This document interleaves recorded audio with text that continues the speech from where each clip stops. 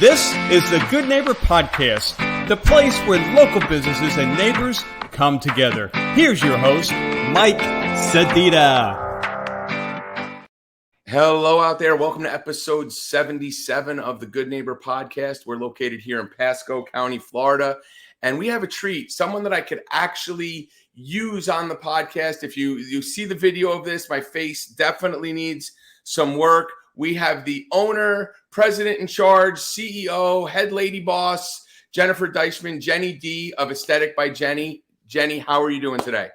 Great. Thank you so much for having me. So glad to have you on. We'll talk about my facial improvements later, but for now, let me give you a little bit of a lowdown on what the Good Neighbor Podcast is and kind of set the landscape for what we're going to do here. The Good Neighbor Podcast was started in 2020. Just in the midst of COVID, when everybody had to be socially distant, you couldn't do facials, or you had to be really clean with how you did it. Residents couldn't get in front of companies couldn't get in front of consumers. And this was just a way for businesses and organizations in the area to find out more about what was going on with the local companies. And it started in Southwest Florida. And now 3 years later, there are Good Neighbor podcasts all over the U.S.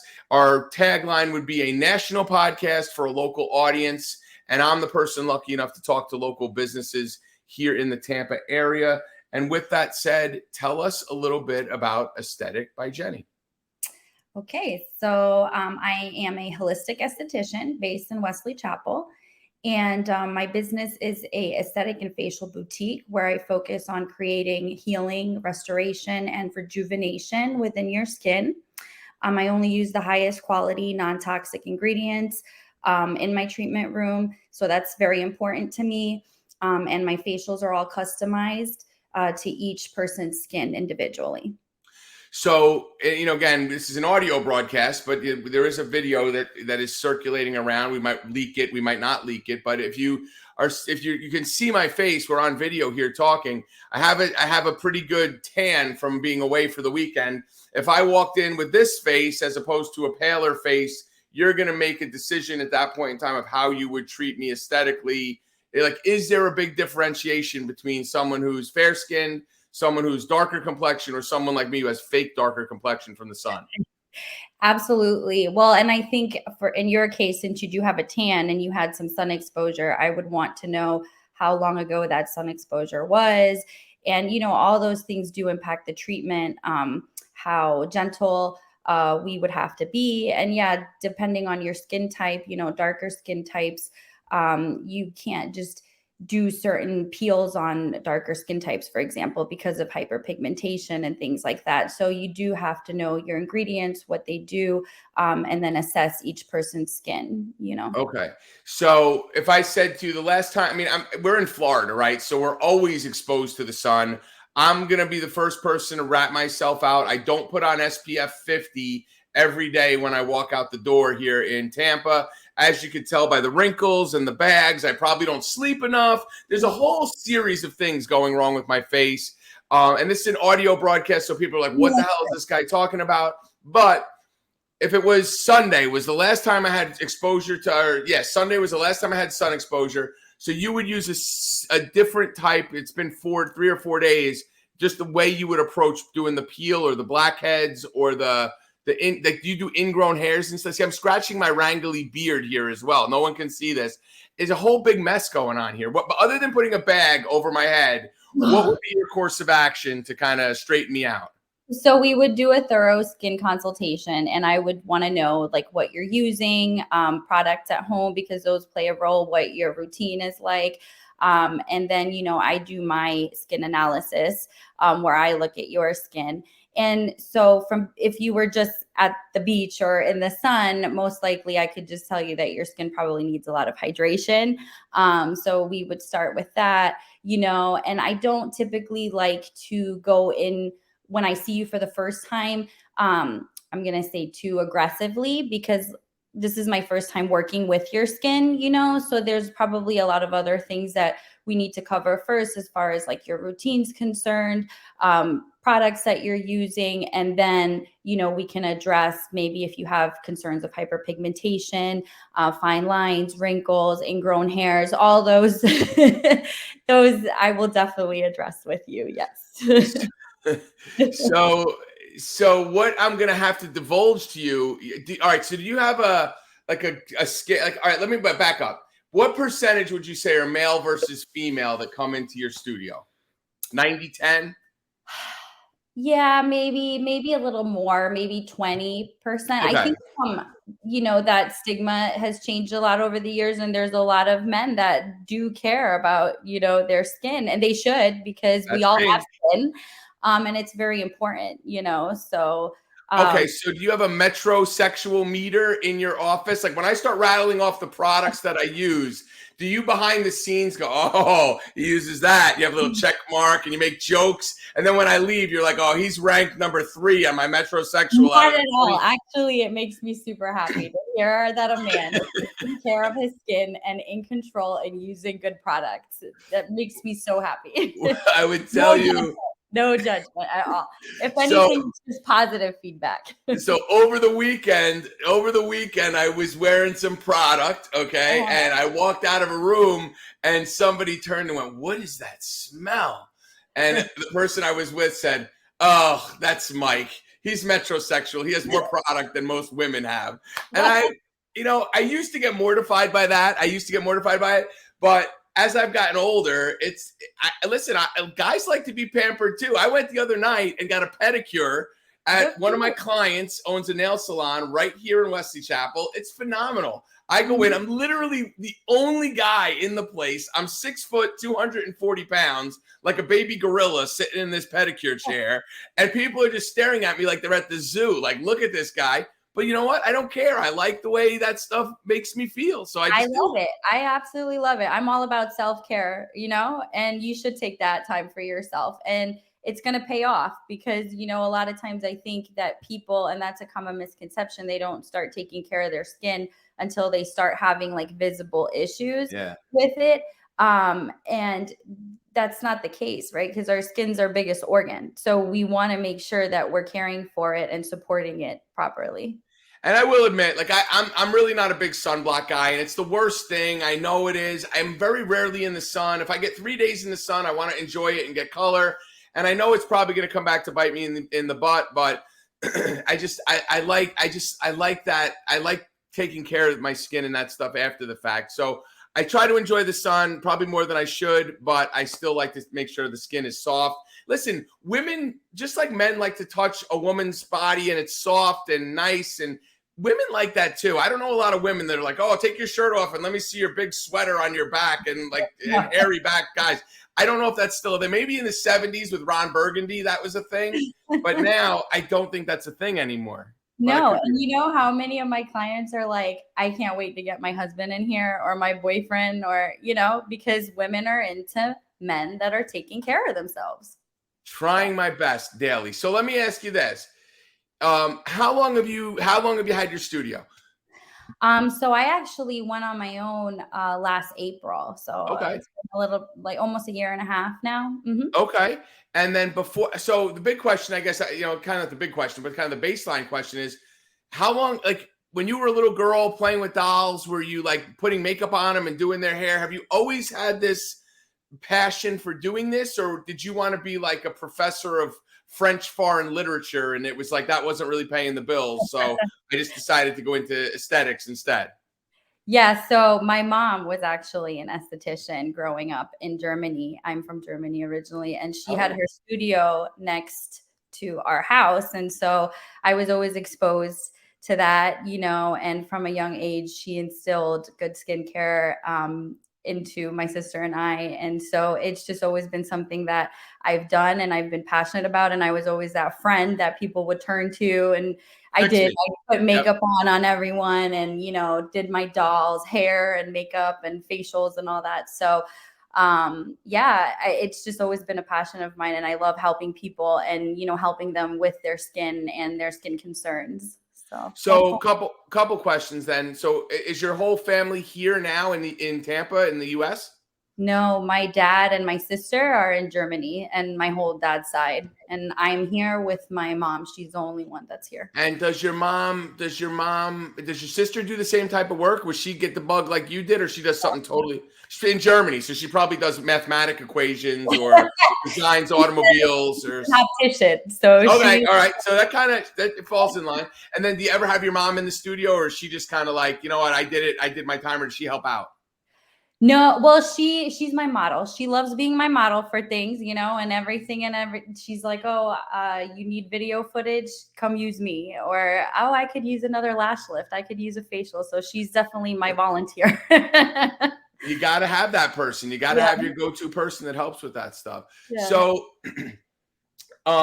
what is something that, like, when people come in, like, I always like, I'm like, I guess I don't know if it would be sadistic or what the thing is, but I almost like the pain of like getting blackheads removed. And so I listen, you're laughing at me, but like, do you get people that come in and have an expectation and then you have to kind of re-educate them a little bit and say, well, it doesn't work like that. We don't rip a layer of skin off with one shot. This is how we do this. What's the biggest thing, garden variety, that people come in and they're just not what they expected?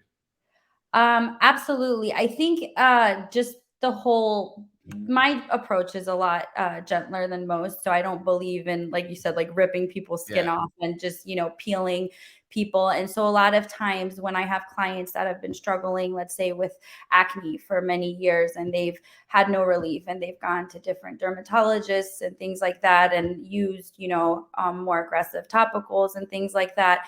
Kind of re-educating them on how the skin actually works, and that, when you have acne, like drying it out, I hear that a lot. That's not really like a good approach, because you're creating more damage to your skin barrier. So a lot of what I do too is I take time with my clients to educate them on how your skin works, how to properly care for it. And so then they kind of begin to understand, right, like why using such harsh things on your face isn't going to necessarily give you the results that you want. It's funny how things evolve. Like when I'm substantially older than you are, but like when I was a kid, and I didn't have a really bad acne. I had some friends that had bad acne, but I had some times where I had it. And the method of correcting it back then was like Stridex, like these alcohol, like drying out the skin so that it wasn't having issues like with it.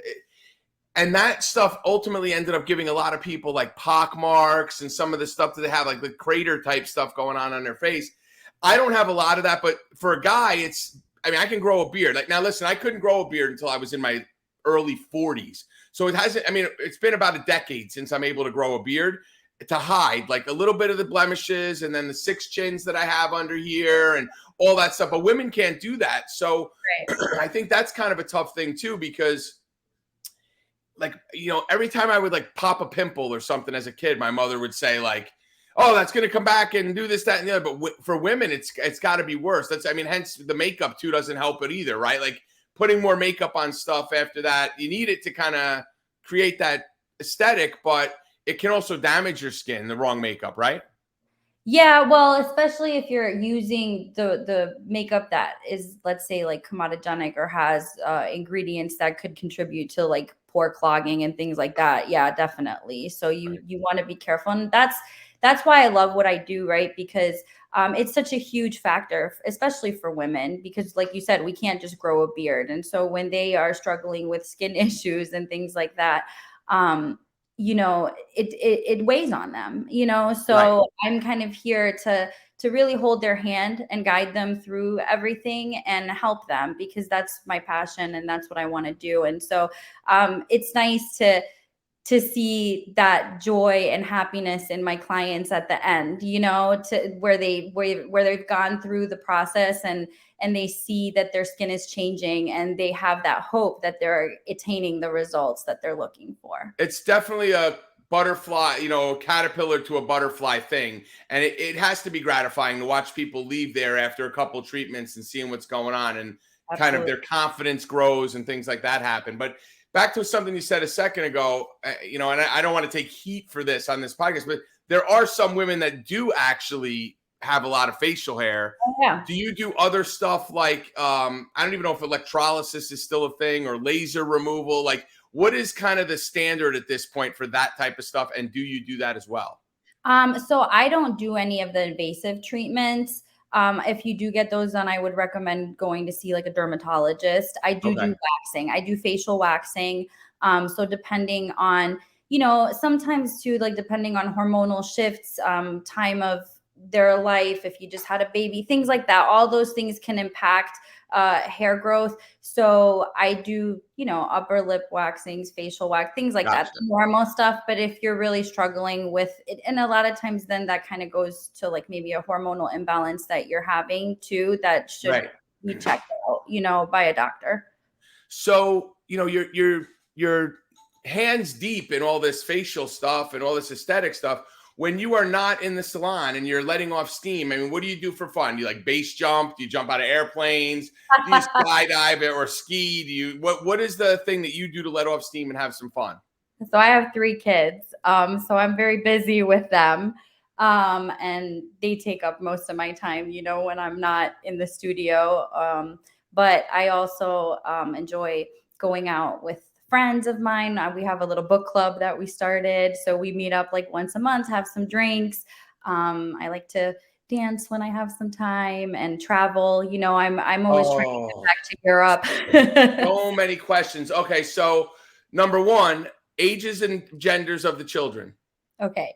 So my oldest is 17. She's a senior in high school.